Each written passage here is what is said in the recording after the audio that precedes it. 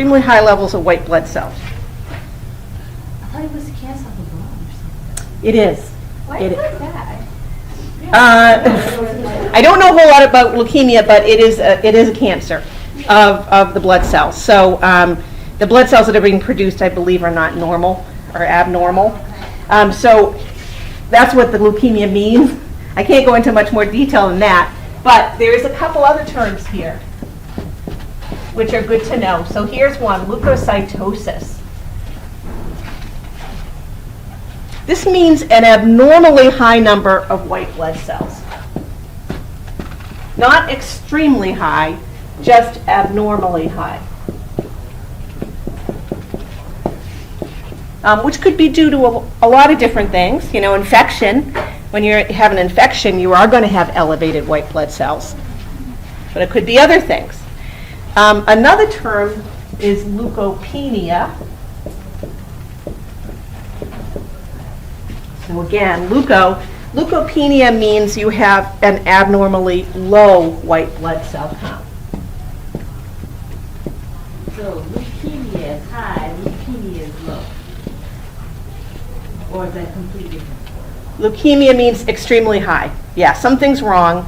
Now, you know, in cancer, a lot of times what happens is that cells have a mistake in the DNA, which causes them to proliferate, to grow at an uncontrolled rate, and they can separate and start, moving through your body and growing in other places.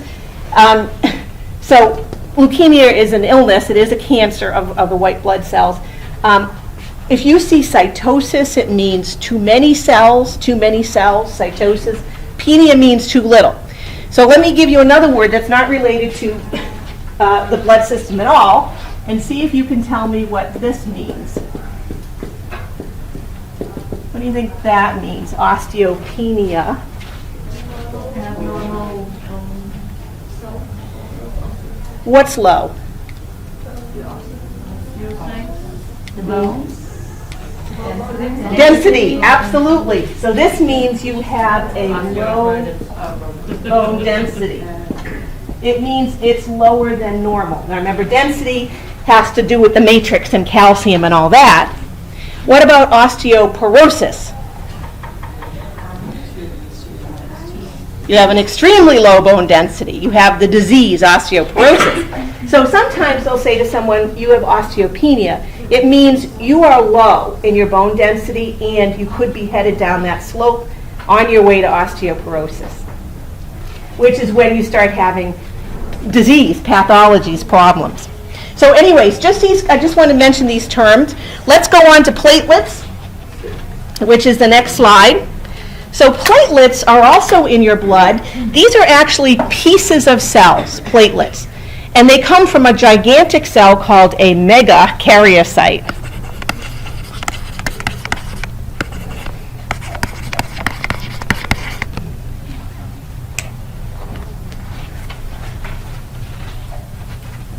Okay, so platelets come from a giant cell called a megakaryocyte. So let's see if I can show you how this works.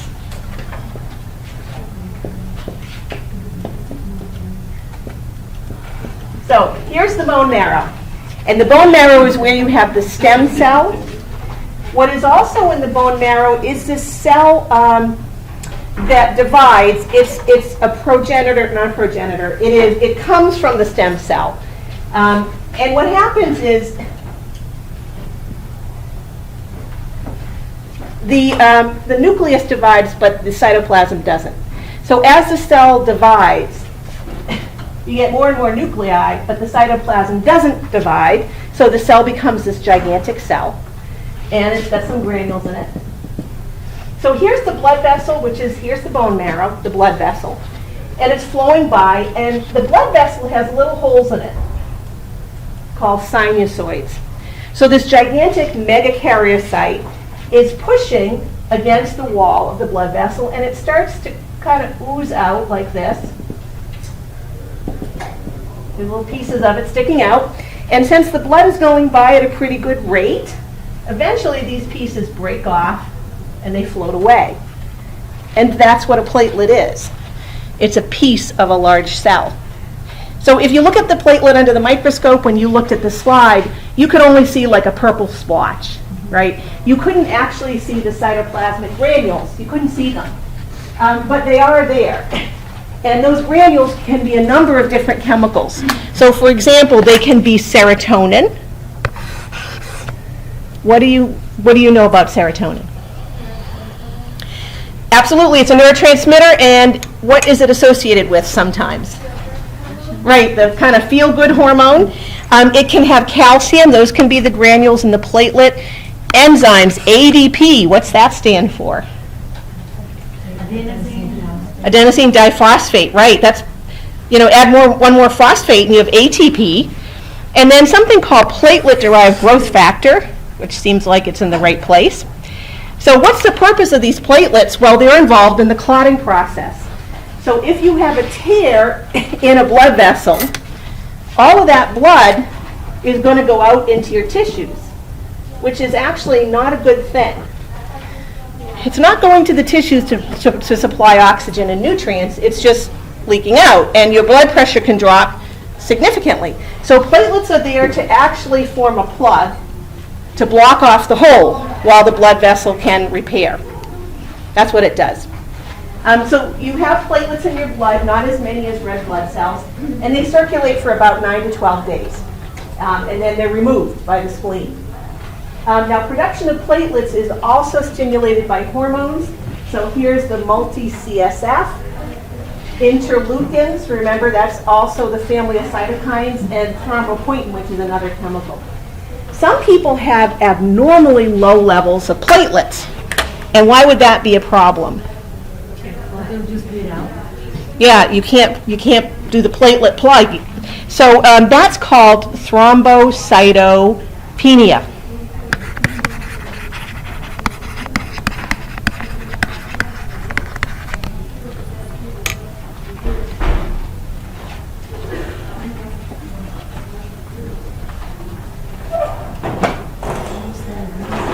On the other hand, some people have an abnormally high amount of platelets, and that's called thrombocytosis. So you can kind of see some similarities in naming. Why would that be a problem, abnormally high levels of? Does that cause thrombosis? Not Yes. Blood clots, okay, you were saying the same thing, actually. Absolutely. If you have too many platelets, you can clot. How would it affect your blood pressure? skyrocket, right? It's going to go up, right? Because you're increasing the viscosity of the blood. There's more stuff dissolved in the blood, so it's thicker. So those are two conditions. Cause stroke or heart attack? Yes, absolutely. Absolutely. Okay, so what we're going to do now is I'm going to skip through this next part, mainly because I want to get to the part on blood typing. So this will help you answer some of the questions in your lab. So we're going to go through this. What I would have done is had you do a little kit, but because of time, we're going to do this. So I would have gone through this anyways. Okay. So let's talk about blood typing. So if you have ever received a blood transfusion, you will know that you have to know your blood type, right? If you don't know it, they're going to take your blood type. And even if you think you know it, they're probably going to take your blood type. So couple of terms here, and the first is antigens. Antigens. Antigens are glycoproteins on the surface of red blood cells. And what they do is they identify your red blood cell as self. These are called glycoproteins. So if you look at a red blood cell like this, on the surface of it are these proteins. Okay, I'm just drawing different shapes. Glycoproteins mean they have what attached to them? Glyco. Sugar. Sugar, absolutely. So these proteins identify your red blood cell as self to your immune system. So when your immune system is on patrol, it can bind to these and recognize it as self. And so it won't destroy your red blood cells. That's what an antigen is. a protein that defines your red blood cell as self. They are also called agglutinogens, and I'll explain that in a minute. Now, there are hundreds of different blood types, and the blood type is determined by the presence of the particular protein on the surface of your red blood cell. There are hundreds of different blood types, but there are only 3 that have the most vigorous reactions if you get the wrong blood type. And those ones are called A, B, and O. So I'm not listing O here, but A, B, and this is D, another one, or people call it RH. So what determines, okay, so let me say that again. There are 3 antigens on the surface of your blood cells that are really important in determining your blood type, most important. So all of you have more than one of these. You'll see this in a minute. But the presence or absence of these 3 has the biggest reaction if you get the wrong blood type. Now, what determines which ones you're going to have? Well, your genes do. It's genetic. Okay, so I already mentioned this. So let me show you, let's go through this for a minute. There are 4 basic blood types. So if you have type A blood, then on the surface of your red blood cell, what antigen must you have? A, right. So remember, the antigens are A, B, and RH, which is also called D. If you are type B cell, if you're type B blood, what type of antigen must you have on the surface? B. Right? What if you're type AB blood? You must have A and B. And what if you're type O blood, the big 0? A, B. What do you have? Do you have A? No, you have neither A nor B.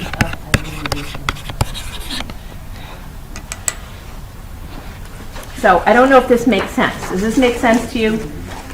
It is actually as straightforward as it seems.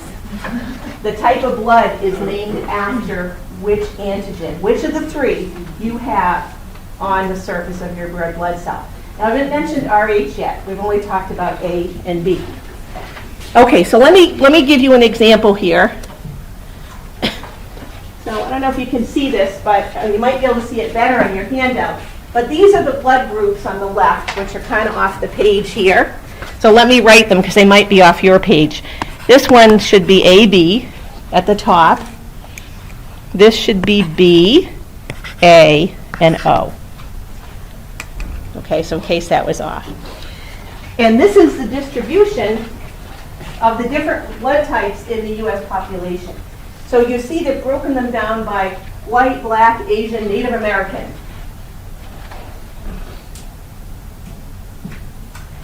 So here's the red blood cell. And these little things here are the antigens. So you can see that the B antigen is represented by a round green ball, and the A antigen is represented by like a thorn. They're not really shaped that way. It's just they're trying to show you these are different glycoproteins. So if you're type AB blood, you have both the A and the B antigen. If you're type B blood, you have just the B. If you're type A, you have just the A antigen. And if you're type O, you have neither A nor B. Does anyone know what your blood type is? What's yours, Captain? A+. A positive. Yay, good for you.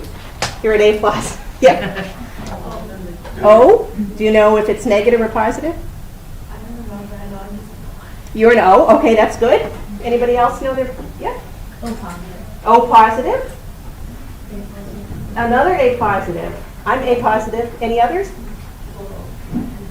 Well, according to this, what's the most common blood type, for example, in the white population? O. Definitely O. What about A's number 2? Okay. In the black population, what's the most? O. O again. What about in Asian? O. O, and you'll look at Native Americans, 79% are type O blood. So O blood is the most common blood type that's out there. Okay, does that make sense now? The antigen. Everybody understand the antigen is a protein on the surface of your red blood cell. It identifies it as self to your immune system. Well, there's also something called antibodies, and these are actually proteins in the plasma. And they're actually gamma globulins. So you might not remember, but we talked about this at the very beginning. We talked about the type of proteins that travel in your plasma. You said there were 3 types: albumins, globulins, and clotting proteins. So there are 3 types of globulins. There's alpha, beta, gamma. And gamma globulins are actually called antibodies. So these are produced by B lymphocytes. So remember, this is a type of lymphocyte. They make antibodies. I think that was on the quiz. And the job of these plasma proteins is they attack and agglutinate foreign antigens. So these are just proteins. They're not macrophages. They can't really destroy anything. But if you were type A blood and someone gave you type B blood, then the antibody would recognize the B antigen as foreign. It would bind to it and clump all those red blood cells. Another word for clump is agglutinate. What would happen in your blood vessels if all of a sudden your blood cells clumped? Your red blood cells. You would have a clot and you would probably die. The clot wouldn't happen in just one artery. It would happen in all of them. So you can kill somebody if you give them the wrong blood type. That's a good question. I don't know. But I can tell you, I have a friend that works in a blood bank, and she said it's happened, where somebody made a mistake, and it killed somebody. So the immune system, again, recognizes a foreign antigen, it binds to it, and they clump it. So let's think of this. If you have type A blood, what type of antigen is on the surface of your red blood cell? A, right? What would you have antibodies against? B, right. You're going to have antibodies against what you do not have, because that's foreign to you. If you're type B blood, what type of antigen is on the surface?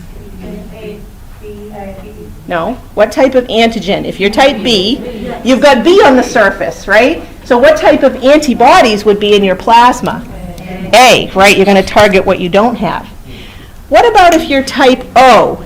Type O means, do you have A or B antigens on the surface? No. So what do you have antibodies against? A and B. Because you have neither A nor B on your surface of your red blood cell. So both of those are foreign to you. How come A or B doesn't, A blood or B blood doesn't have full antibodies? Yeah, that's what I'm saying. O doesn't have? Because O is a universal donor? No. What does O have on its surface? Does it have A? No. Does it have B? No. Well, what's to make antibodies against then? If someone gives you O blood, they don't have A or B on the surface. So if you're A, that's fine with you. If you're B, that's fine with you. So what antigen does O have then? Nothing? Okay, so I don't want to make this too simplistic. All your red blood cells have hundreds of antigens on them. But the only ones that really make a difference in transfusions are A, B, and RH. So it isn't that O doesn't have any. It just doesn't have the important ones that will cause a problem for you. It doesn't have A or B. So is that why O is a universal donor, because you can give it to any? That's right. Right.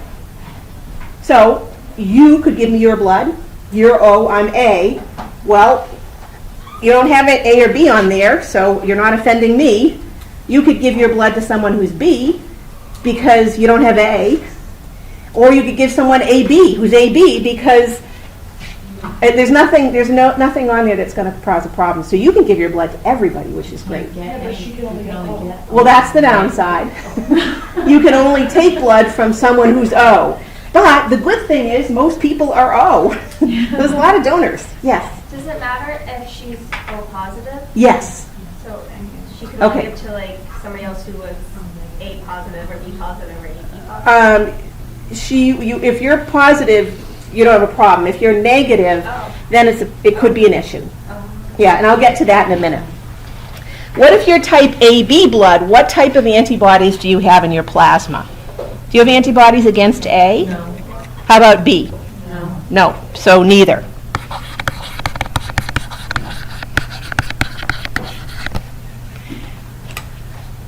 Okay, so just to see if this makes some more sense, here's a picture. And here's someone with type A blood. Here's their red blood cell. And these are supposed to be the A antigens. They're glycoproteins on the surface. So if we looked in their plasma, we wouldn't find antibodies against A, because why would you attack your own red blood cells? You're going to have antibodies against B. So see how these are antibodies. They actually do have this shape, kind of like a Y. And see how this is like a pointy part. That's not going to bind there. This is antibodies against B. Now if you're type B blood, here you are, your surface antigens are B. If you look in that person's plasma, they have antibodies against A. See how this round part will bind to A. That's because A is foreign to them. So if they see any A antigen, they're going to bind it and agglutinate it, clump it. Does that make sense? Where do you find an antigen? Where is the antigen? It's attached to the red blood cell. Where do you find the antibody? Floating in the plasma, right? They're two different things. Now, if we go back to this one, let's go back to this person who is AB. See, he's AB. So if we look in their plasma, they're not going to have antibodies to A or to B. Okay, don't look in this last column. What type of blood can they accept? Okay, so they can accept A because they have A. And B, they have B. How about AB? How about O? Yes, because O has neither. So they're called the universal recipient, which means they can take anyone's blood. A is kind of rare.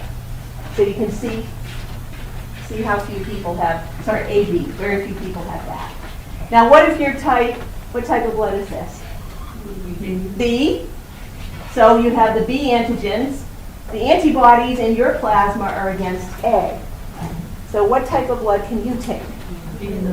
A and O, right? A is fine and O doesn't have B. Oh, sorry, I'm sorry. B and O. What if you're type A? A and O. A and O, and what if you're type O? Only O. Why can't you take A? Oh, because it has more antibodies. Yeah. Why can't you take A? It has A antibodies. It has A antibodies because A is foreign to it. Does that make sense? Yeah. So O can give but cannot receive. O can give but cannot receive, which is supposedly a blessing. To give and not receive. Okay, so almost done here. Let's talk about that last antigen, which is called the Rh factor, or D antigen. Now the reason they call it the Rh factor is it was discovered in rhesus monkeys, which we begin with Rh. And just so you know, there's actually 3 genes, and each gene has a different allele. So it's not as simple to call it D. There's actually different forms of the Rh factor, just FYI. But for our sake, we're just going to go with the D. And if you have it, you're positive. If you don't have it, you're negative. Okay, so they're not treating this the same way as A and B. They're not saying you're AD or ABD or OD. They're saying you're A positive or you're A negative. And there's a reason for that, which I'll show you in a minute. So this is just another glycoprotein on the surface of the red blood cell. If you have it, you're positive. If you don't, you're negative. Believe it or not, 85% of the population is Rh positive. And most of those people are heterozygous. Here's a word you might remember. So, you know, in this case, for each gene, there's 2 alleles. There's a big D and a little d.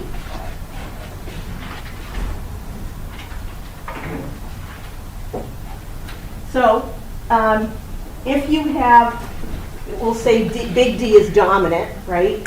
I don't know if you remember this from biology, but if you have even one big D, then you have the trait, you're positive.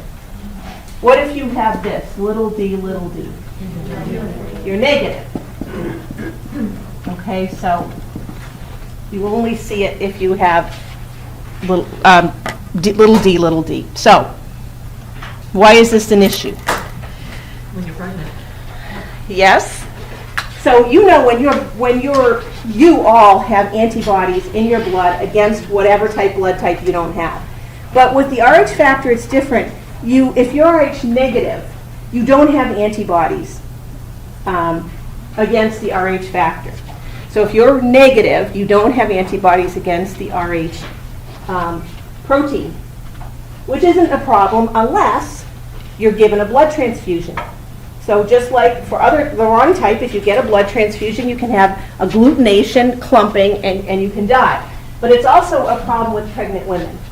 So if a mom is Rh negative, that's when it's a problem, not when she's Rh positive. And it's not that common to be Rh negative, but I've had students in my class that are. So if she's Rh negative, then she must be little d, right? Well, for the dad, what's he likely to be?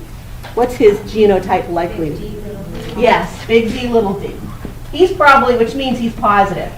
Or he's probably that, because most people are that. So here she is pregnant. What are the chances her baby is going to be Rh positive? Well, do a Punnett square. Remember Punnett squares? This is a very simple one. So you put the alleles for the mom on top, so we're going to say little d, and the alleles for the dad here. Big D, little d. So what do we get now? Big D, little d. Okay, and then we combine these two? Yeah. How about these two? Big D, little d, and then, okay. So what's the probability she's going to have an Rh positive child? 50%, right? And it's 50% she might have an Rh negative. Does everybody see that? So her chances are pretty good. When you say 50-50 is a good chance that you're going to have. So here she is. She has an Rh positive child. But luckily, the maternal blood and the fetal blood don't really interact during the first pregnancy. So here's the mom's blood, Rh negative. Here's the baby's blood, Rh positive. There's the Rh glycoprotein. First baby is okay. Now what happens during birth? Yes, birth is a bloody mess. Have you seen it? That's for sure. It is a mess. So during birth, there's mixing of the mom's blood and the baby's blood, but that's okay because the baby is already out. But then, and here's what happens. The hemorrhaging occurs, and so here's the mixing. And you can see the baby's red blood cells are now throughout the mom's system. And the mom's going to make antibodies against the Rh factor, and here's the antibodies in the mom's blood. Okay, now, shortly thereafter, she has another child. What are the chances the second baby is going to be Rh positive? They're the same, 50%. So let's say the second baby is Rh positive. Now what's going to happen? Well, Mom needs a shot. these antibodies here can cross the placenta. And they do. And they're antibodies against the Rh factor. So what are they going to do to the baby's red blood cells? They're going to destroy them. And so what the baby's going to do in response is going to start to crank out red blood cells faster to try to replace them, right? And the baby's going to be cranking out so many red blood cells too fast that they won't even be mature. And so some of them are going to be these large, pale cells that are called macrocytes. So these are immature red blood cells. and they don't really function that well. That's what the baby's doing.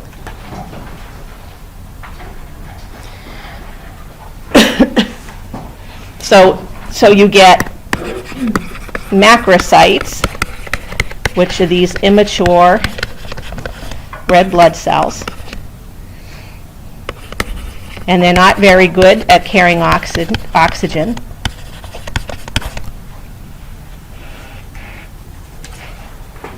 And then all those destroyed red blood cells, so if you destroy red blood cells, remember the breakdown products? Well, bilirubin is going to be one of them. So you get the release of bilirubin into the baby's blood.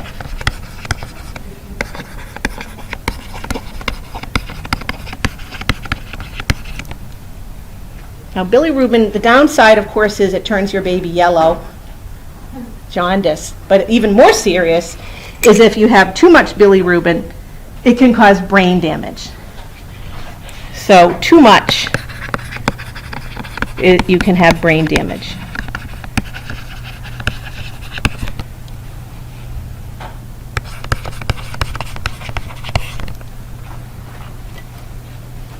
I have a quick question. Why are the antibodies able to cross the plasma membrane?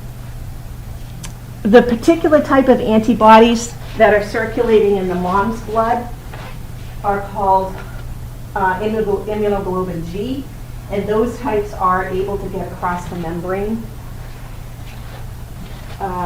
They can. They're proteins. I forget how the transport process, but yeah, that's a good question. Why does it only affect like second or third births and not the first one? Because during the first birth, remember we said there's not an intermingling of the mom's blood with the baby's blood. And even if there were antibodies made, those antibodies don't cross the plasma membrane. So now we've got this going on.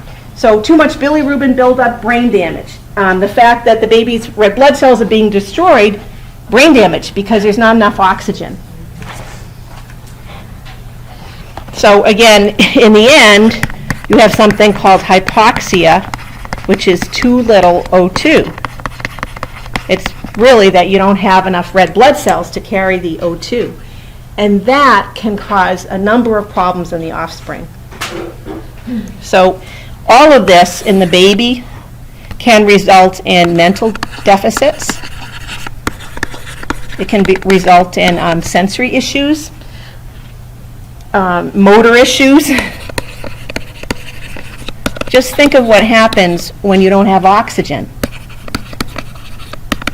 It's really serious. So one name for this disease, and you might still hear this, is erythroblastosis fetalis. Okay, this is a name you might hear, let's see if I can make it bigger here. Erythroblastosis fetalis.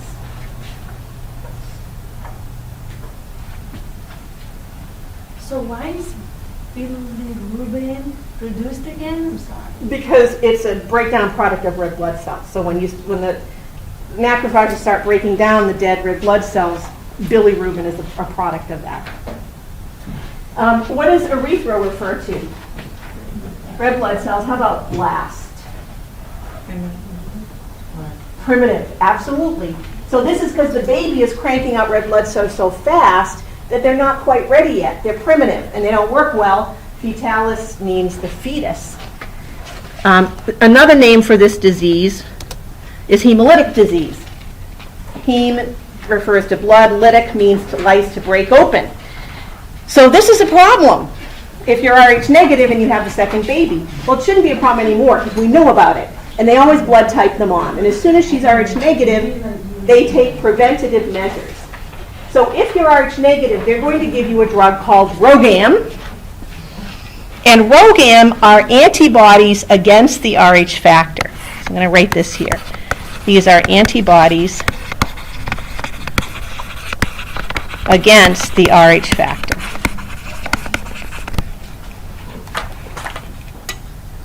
My sister-in-law had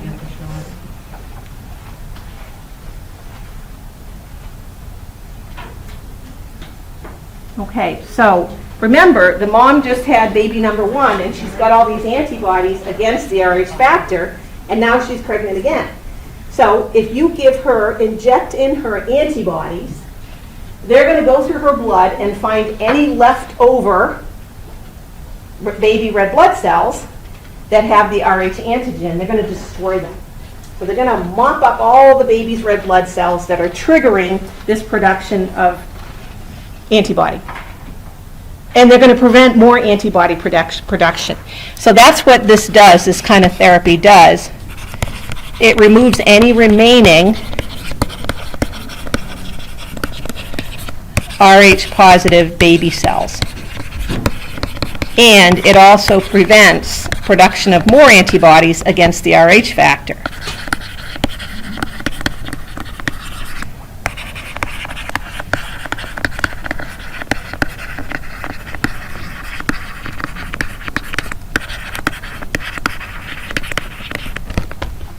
Okay, it's called Rogam. Almost sounds like Rogan. Oh, for your head, for hair loss? Yeah, I thought that's what you said this week, and I was like, what? So when you give blood or get blood and all that, you need to know your blood type and also your Rh factor. Yeah. Yeah, and they'll do that. They'll type it, even if you tell them. But does it only matter if you're a negative? Yes. So this is really only a problem for Rh negative moms, right? It's also a problem if you're in a hospital and you're Rh negative. Right, Yeah. But this is only an issue when you're pregnant. Like, if you go to the hospital for whatever reason, it's not a problem. No, unless you get the wrong blood type. If you're Rh negative and you get Rh positive, so if you're A negative and someone gives you A positive, it would be the same problem with coagulate, with agglutination. But if you're A positive and you get A negative, it won't do anything. No. Yep. So you said that if you're negative, you're anemic? No. No. No. You're not anemic. Yeah. Negative just means you don't have the Rh antigen. You don't have it. Okay, this is a lot of stuff, but does that make sense? You start to, yes? So then O negative does not have, it has neither antibodies nor the, whatever the. Rh. So that's why that's the universal donor. Yes. Okay. Rh negative doesn't have A, doesn't have B, doesn't have Rh. Okay. Right. So nobody should be offended by that. Okay. Right? That's kind of one way to look at it. Okay, so if we're done with that, hold on just for a sec. I'm going to